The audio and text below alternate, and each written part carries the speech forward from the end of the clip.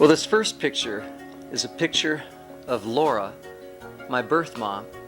Most of her friends called her Polly. In this picture, she's 19 years old, and this is about a year before I was born. I was born right here at Crittenton. Yes, it's a beautiful house, but what's really beautiful about it is for my mom, her family, and for me, there were beautiful people in there, and they cared about other human beings. Joan Johnston took me right into the room, into the nursery where I was born, and that was very eerie. You know, I've thought about that moment a long time, and how lucky for my mom that she wasn't ready to have a family, and things just happened.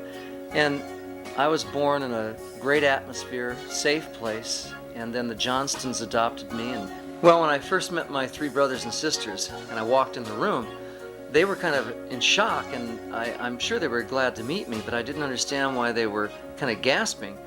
And they told me later that it was when I met them and they saw me, it was as if their mom had walked back in the room.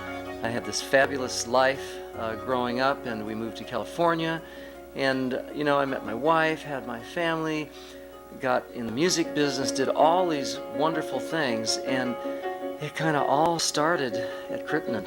I mean, what a great thing for me. All I can do is tell you the rest of my life, I will honor Crittenton every day.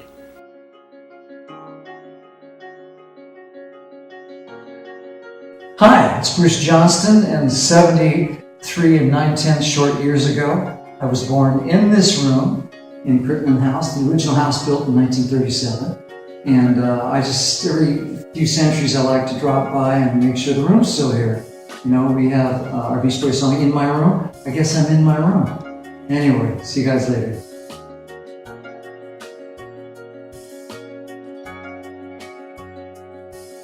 I just am so appreciative of the people that donated time and money, that I had a wonderful place to be born and my mother was taken care of. The story my father says, when they got in the car and were driving out, the director at that time said, make sure you cover the license plate because the girls can track you down.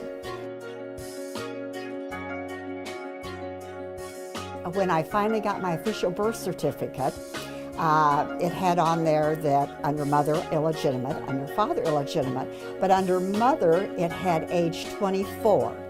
I was born in August, and so I figured out she was a teacher.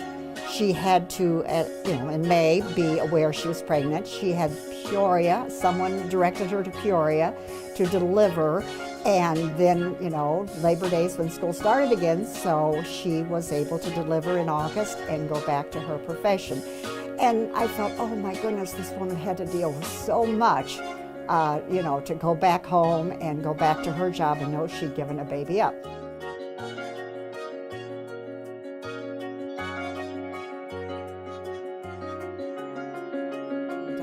My particular responsibility, which I love dearly, was to take the girls the second Wednesday of every month, starting in 1971 through 73, to either the YMCA downtown to swim, or to Sheridan Village to shop, or to the Varsity Theater for a movie. It was a beginning for me, and I hopefully, a beginning for someone that needs their help, and they can look back and be grateful.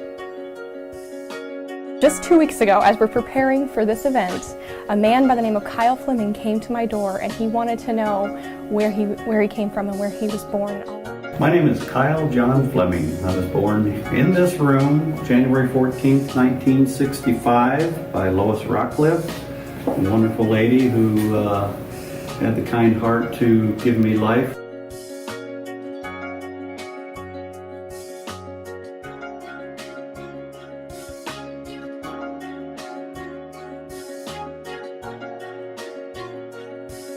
We went to Puerto Rico, and thank God the doctor said I was too far along for him to do an abortion.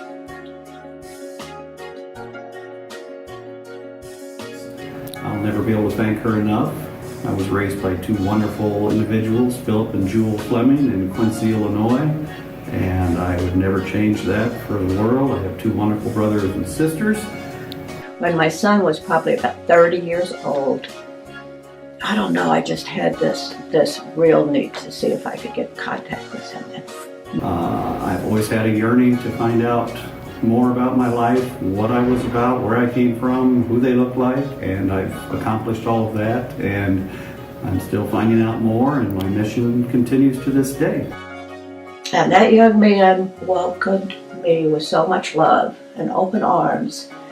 No question. I mean, just knew that I'd done the best I could at the time, and reassured me he was in a good family, he was in a good place, and it could not have been a better reunion.